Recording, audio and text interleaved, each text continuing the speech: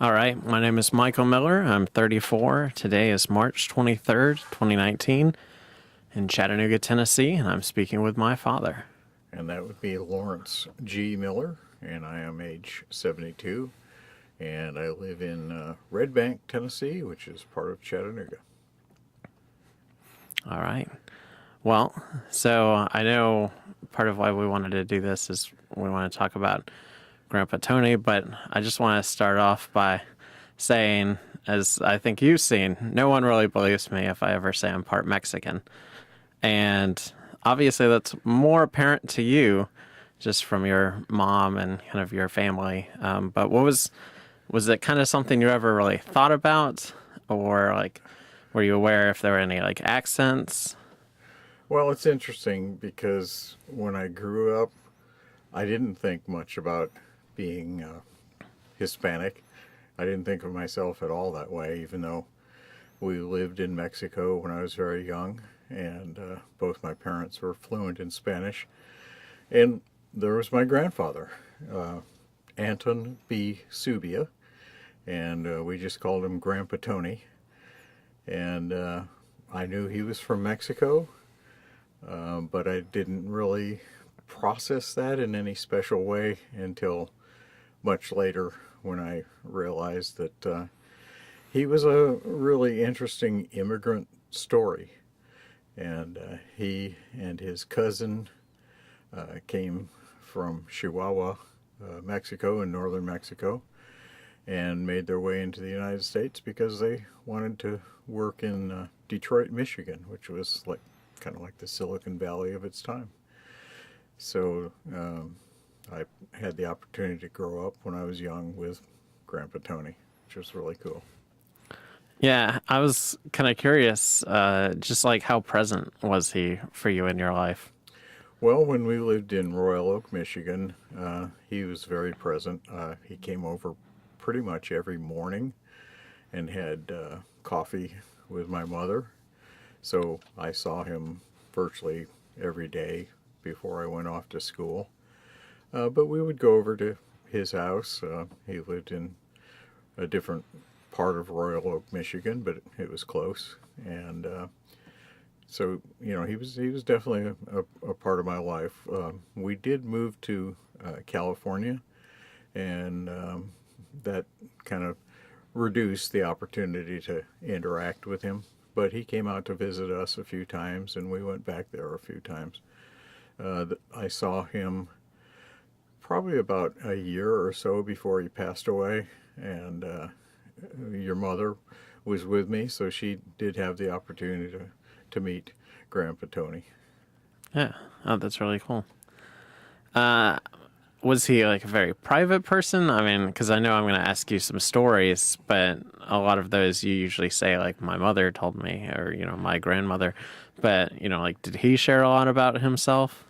Yeah, he was a pretty gregarious guy, and he really he was quite a storyteller himself. A lot of what I know or I, I've heard about him really did come through my mother, and she had a tendency to sort of embellish things a little bit. But I also had an uncle and an aunt that were his other children, and so interacted with them, and they all had stories about Grandpa Tony. He was quite a character in a lot of ways. I I mean, there's a lot to talk about specifically. I mean, you kind of mentioned again, kind of his coming to America story. Could you kind of elaborate on that a little more? Sure. He was born in 1895, and probably when he was about late teens or early 20s or something like that. We don't really know. He decided he wanted to work in the United States, and he wanted to work in the automobile industry in particular. And so he and his cousin Paul Pablo uh, really made the trek. And best as I can understand, it took them about a year to go north, and they would stop in different cities and work for a while, It's also where they learned to speak English on the way because they obviously didn't have a schooling that brought them the English language. They had to learn it as they went. And they wound up going to Chicago, and Tony went to a trade school and got a certificate as a draftsman. So once he had that, he went to Detroit and got on with Ford Motor Company and worked in Highland Park, Michigan, which was the headquarters of the Ford Motor Company factory that he worked in. And that was his passion was really working for the auto industry, and he was extremely knowledgeable about that. Well, and specifically with Ford, I know you would say this is contested by other family members, but like, what's your mother's kind of telling of? Okay, well, my mother had a story which other of the siblings have totally refuted, but it was kind of a cool story.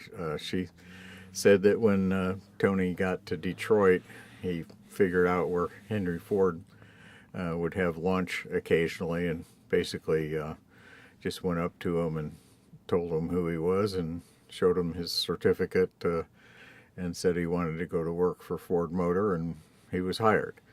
Well, he was hired by Ford Motor, and that's the truth of it. But the part about meeting Henry Ford was, I think, something that my mother kind of concocted. Well, and I could understand, because I mean, it takes a certain kind of drive to really even think of going to another country for, a better life, and specifically a place where you don't know the language. So I can see why it kind of work itself into the fabric of, I guess this greater lore. Right, right, and that's part of the story of my grandfather that I didn't really quite grasp, is really how incredibly brave it was to make that move and to leave. His father in Chihuahua worked for a newspaper. As best we can tell, it was a pretty good middle class existence, but he did have that drive. He really wanted to do it. He stayed in the auto industry for many years, actually, because of his ability to speak Spanish. He moved into an area for Ford Motor where he actually represented a unit of Ford that made tools and equipment for the auto dealers. And he was sent to Cuba and to Brazil and to Spain, and worked with the auto dealers to make sure that they had the right equipment to be able to fix the cars. And so he did that for a number of years. My aunt, Barbara, was actually born in Brazil, and my mother has told me stories about when they lived in Spain, and that was really a pretty interesting part of their lives because it was such an international existence. But Tony stayed in the auto industry, and eventually he and I think some partners created a small company that made parts to make parts, basically, for the auto industry. Yeah, that's very impressive, for sure. Yeah. One thing that I really liked to do with Grandpa Tony was a few times a year he would take me with him, probably during the summer when I wasn't in school.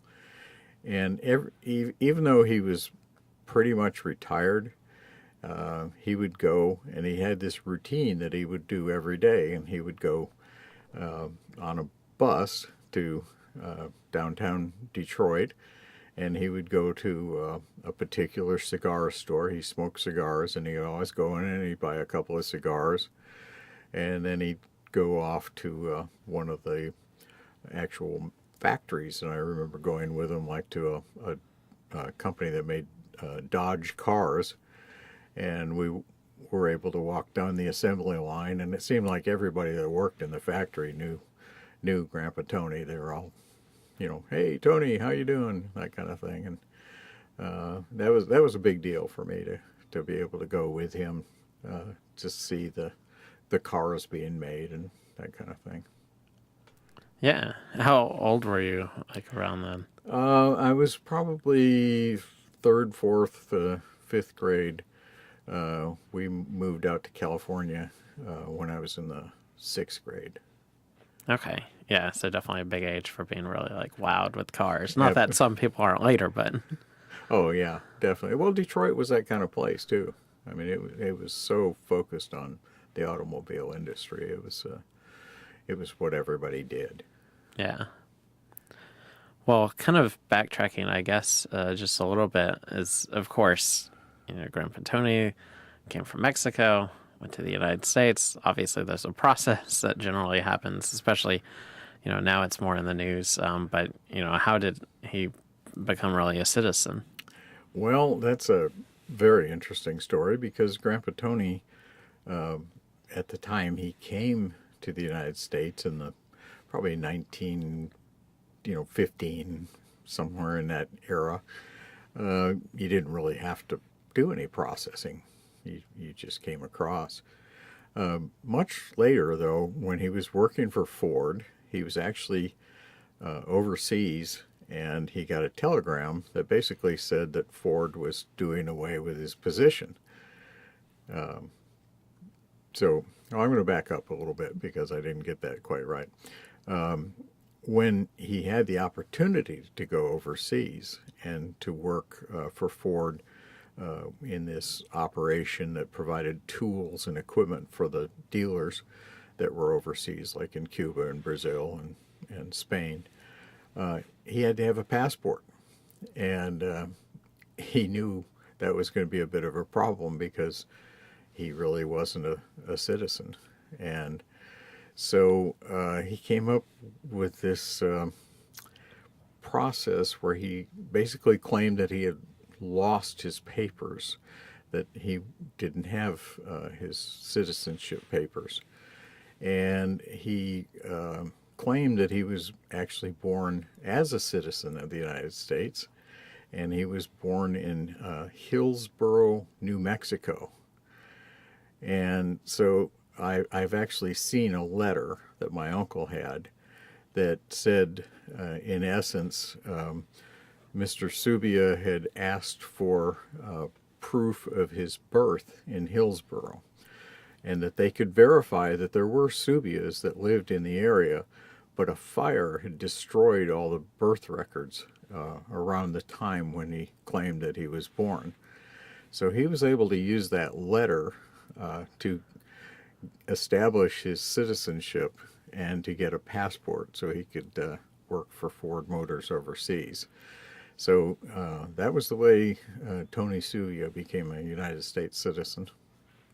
When I presume he had to have, like, somebody had to tell him about, that fire or other people using that incident. I would guess that other maybe family members, Subia family members, had tipped him off that this was a situation that he might be able to take advantage of, and he was able to use that as a way of getting his passport. Well, jumping back ahead, obviously at some point we have to talk about how, he became part of, the Miller family. Right. And so kind of talk about how that basically started. Well, of course, he met my grandmother, whose name was Lorraine Walford, and Lorraine lived with her parents in Highland Park, Michigan, and they had a large house, and they took in boarders. So when Tony went to work for Ford at the Highland Park factory, he had to have a place to stay, and he rented a room from the Walfords. And so that's how he met my grandmother, and eventually they got married. And, Grandma Walford, my great grandmother, was a very interesting character. And I'm not really sure how she took it to have her daughter marrying a Mexican. Now, later, when my mother, who was half Mexican, married my father, David Miller, that was a big deal in a kind of negative way for some of the family members. The Miller family was very well established pillar of the community kind of people in Royal Oak, Michigan, and I know for a fact that some of my relatives weren't particularly happy that my father David was marrying Alice, who they, took to be essentially a Mexican, and it's a part of the whole process of immigration that I didn't really personally process until much later to understand really the challenges that Tony and his family faced because they were Mexican. Yeah. Well, and what's the time period, for instance, of like Grandpa Tony getting married and then like your parents? Well, Tony and Lorraine Walford had three children. John was the oldest, and then Alice, and then Barbara was kind of the baby sister. Interestingly, John became best friends with my father in high school, and they both went to Royal Oak High School, Royal Oak, Michigan, and as I said, they were really close friends. So my father actually knew my mother as his best friend's kid sister. Well, World War II came along, and my father was in college, but he got drafted and went and served in the 8th Army Air Corps in England as an instrument repair technician. And when he came back after the war, he, went to see his buddy John Subia again, who had also been a veteran. And so they both came back from the war. And he was kind of surprised to find out that the kid sister had grown into being a very attractive young lady, and they began dating and eventually married, and here we are. Yeah. That last part almost sounds like some kind of like movie plot or something. Like Return Home, the childhood friend. It's like, whoa. Yeah, definitely something out of that. Yeah. Well, and kind of going to the prejudices again. So we're talking the 1940s. So Yeah. not that prejudices, of course, they're still present, but that definitely kind of really sets the time for, like people's strong feelings one way or the other about, any kind of Right. And relationship. after they were married, and after I was born, they my dad went back to college. He went to Wesleyan University in Connecticut, and my mother went with him. So basically, after they got married, they left, and I'm sure part of it was just to sort of avoid the pressure and the heat from the family and so forth. Now, my grandmother, my dad's mother, was extremely supportive, and no problem there. But other members of the family weren't so kind. But they did immediately move to Mexico, and my father got a master's degree at a university in Mexico City, and I think it was a way of sort of keeping away for a while, and then he went to the University of Michigan and eventually got a doctorate, and really kind of did his career in higher education. But when he was studying, I was a baby, but then he actually had an interesting job for a while. He worked for the U.S. Department of Labor, and his job was to recruit farm workers to come up to the United States to pick the fruit and vegetables. And of course, that, it's interesting to think that they actually had to go to Mexico to bring people across to do that at the time. But that's what he did. And I can remember going with my dad when I was, probably 4 and 5 years old, out, and he would talk to the people in small towns and villages and so forth to recruit them to sign up to go work in the United States in agriculture. Yeah. Oh, yeah. It's, yeah, definitely interesting kind of put it in the context. I get a, today, like you said, actually having to go market, Right. like the United States. It's sort of ironic, really. Yeah. But, when we moved out to California, one of the reasons I think we wound up out there was because I think my mother wanted to be a little more connected in a community that had more of a Hispanic presence. And certainly Los Angeles and Southern California, even in the late 50s when we moved out there, had that. And I mean, you could hear Spanish being spoken and things like that. And I think she just felt a little more comfortable in that environment. And I never really thought about it when I was growing up, but that whole thing was really important in my life. Now, I was unfortunately stubborn and refused to learn to speak Not a Spanish. Miller trait at all. Yeah, I mean, my parents begged me to learn to speak Spanish, and I just was reluctant to do it, which I regret deeply. But the whole Mexican culture thing really was more important when I look back on it than I thought at the time, I guess. But we did a lot of kind of traditions of Mexico in terms of food and in terms of, like, we had piñata parties for birthdays, and that even in Southern California that wasn't that common to do. Particularly, you live in a essentially white middle class neighborhood like we did in Alhambra, California. There weren't a lot of other Hispanics in the area at that time. Yeah. Well, and I definitely remember getting piñatas for mine, but, we lived back in Austin. Yeah. So I don't know. I mean, I guess we knew some people with kind of, like Hispanic roots too. Oh, absolutely. Yeah. But I guess I've never thought if that was like an outlier at all. Some of that stuff carries on. Like every New Year's Eve, what do we have for our tamales? Tamales. Yeah. See? So that's part of the tradition that I like. I mean, in my family we didn't do that, but I knew it was a thing.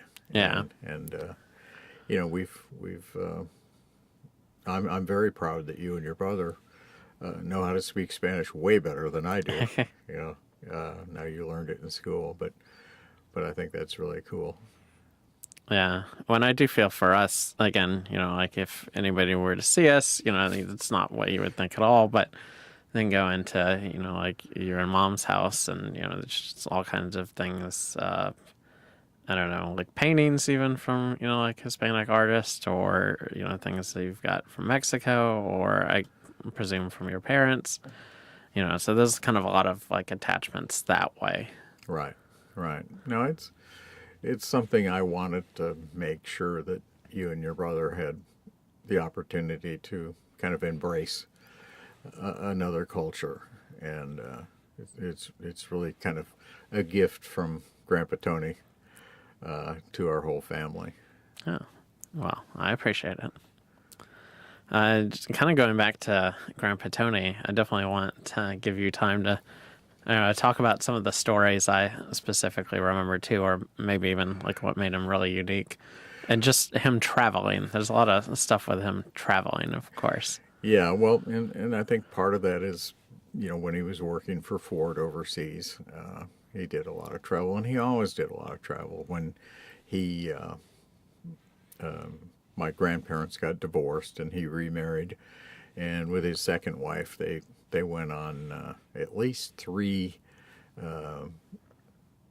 ship cruise type things, but they didn't go on cruisers. They went on freighters. Freighters have a passenger capacity of maybe a dozen or 20 people or something like that. So that's what they would do. And they did it because it was inexpensive. One thing about Grandpa Tony that was legendary was he was cheap. I had in my notes for this frugal, but you're probably way more honest about that. Yeah, he was cheap. When he would buy a car, which he did, everybody in Detroit was totally, everybody was into cars, and he would buy the cheapest car, like a Dodge. Yeah. But then he would go to the factory and he'd get all the little accoutrements of the car that would make it look like the more expensive one, and he'd put them on himself. Yeah. But one story that I know I've shared with you is they were traveling in a car out to California. They did this road trip, and it was the three children and my grandparents, and they were in Arizona, and he saw that they had these really cheap oranges, so he bought a massive bag of oranges, and he thought, this is great. Well, then when they're at the border to California, because of various agricultural concerns about bringing in pests and so forth, it was against the law to bring in fresh fruit from Arizona into California. So he just parked the car on the side of the road, and they ate every one of those oranges until they were sick of oranges. But he paid for them, so that's what was going to happen. Yeah. For sure. Yeah. Oh man. Yeah, I definitely remember that in particular. And yeah, you talk about like again being kind of cheap. Like talk about like his stays at hotels. Well, yeah, when he would stay at a hotel, he had this habit of picking up some of the stuff from the hotels that you probably really shouldn't take, but he saw it as sort of a perk of staying there.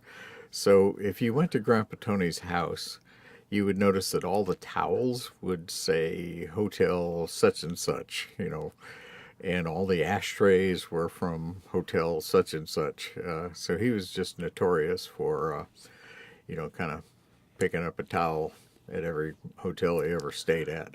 He also, one of the things that he did on the daily trips that he did, and he would take me with him occasionally, was he would go to the YMCA and he would swim.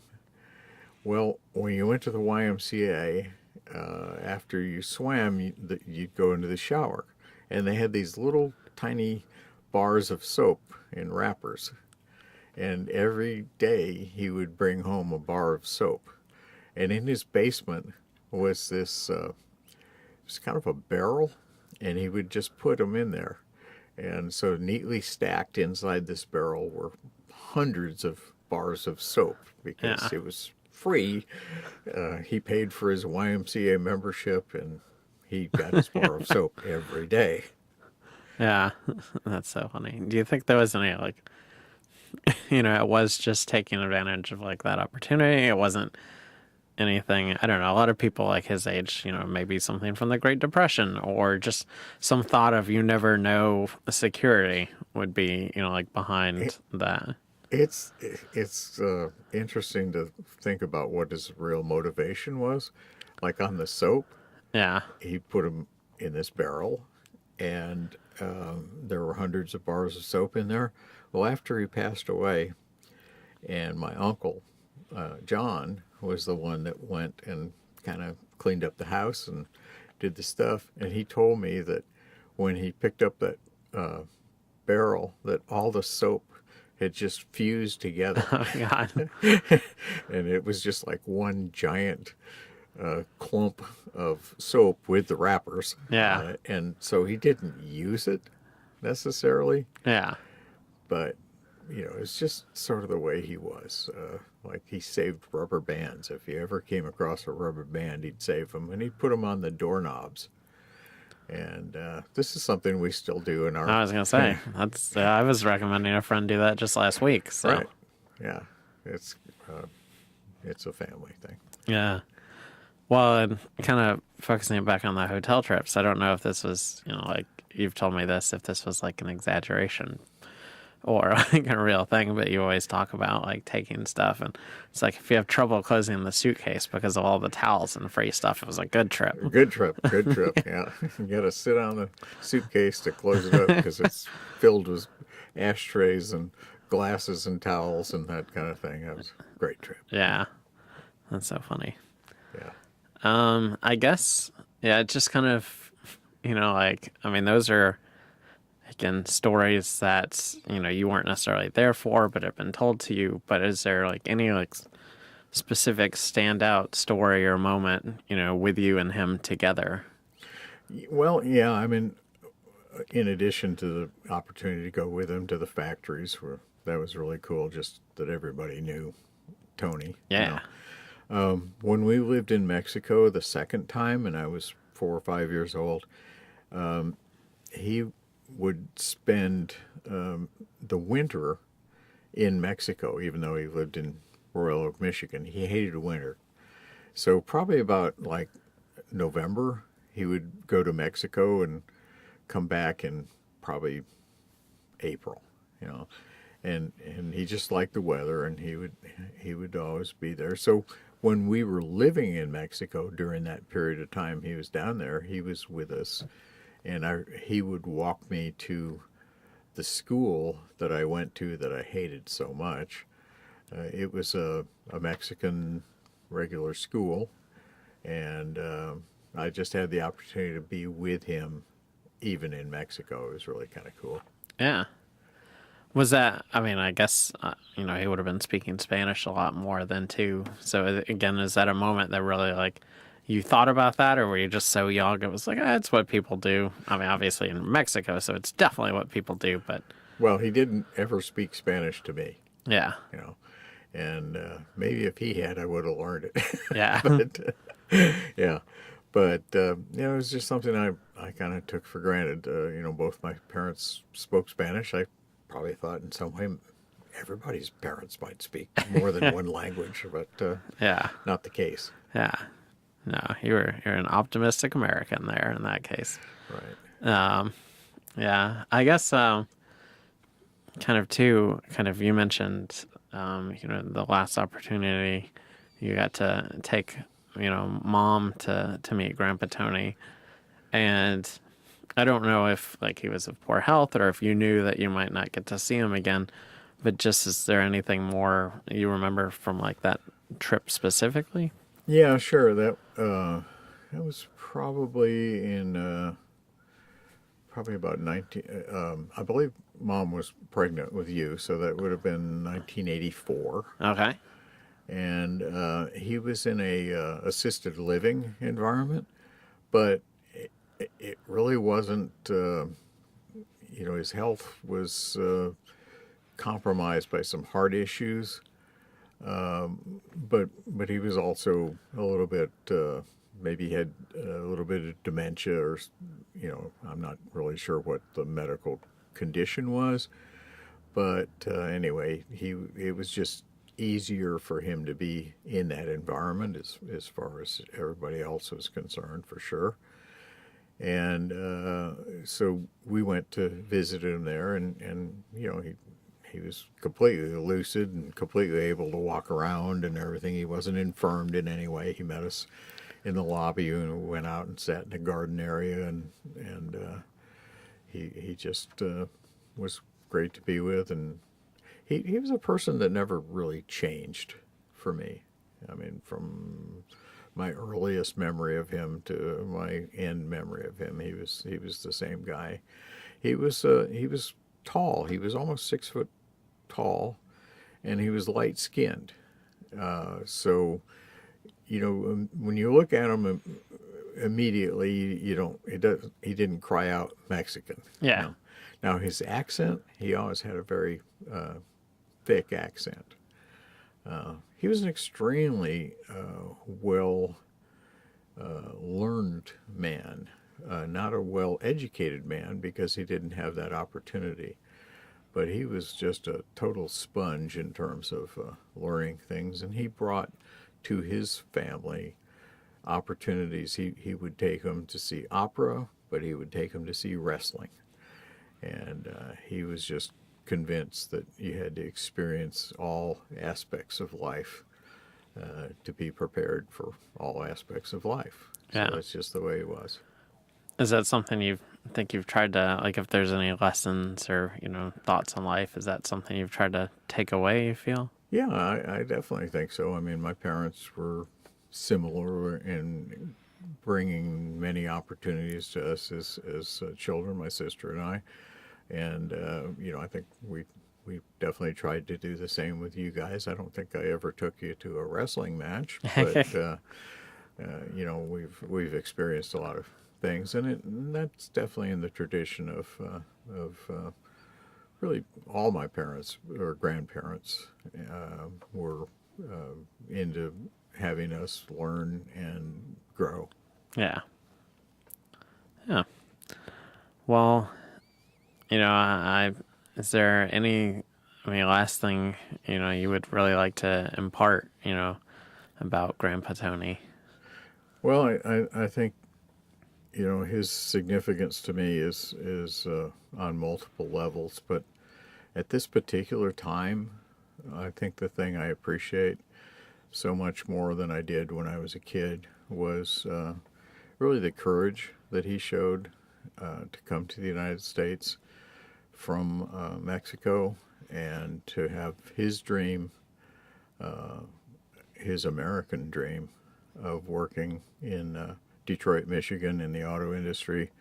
And he did what he could, and he made it. He did that, and he did it well. And I just think he made me appreciate the value of having a diverse population of people who are really the best and the brightest from all over the world. And I hope we can kind of maintain that, even though in these times it's a little difficult. Yeah. When I know it's, several steps down and I never got to, meet him or really, a few of my kind of older family members like that. But, I really appreciate getting to talk with you, about Grandpa Tony and learning a lot more about him. Well, I appreciate the opportunity too, Michael. Huh? Thank you. Thank you.